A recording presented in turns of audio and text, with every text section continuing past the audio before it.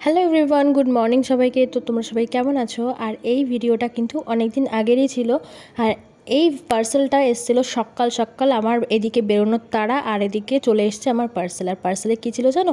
আমার স্বপ্নের জিনিস, ল্যাপটপ। তো সবারই এক একটা ইচ্ছে থাকে, তো আমারও একটা ইচ্ছে ছিল ল্যাপটপ। আর এটা শুধু ইচ্ছের জন্যই নয়, একটু কাজের জন্যও বলতে পারো নিতে বাধ্য হয়েছি বলতে পারো। তো যাই হোক, সকাল সকাল এরকম একটা পার্সেল দেখে কার না মন ভালো না হয়ে থাকতে পারে।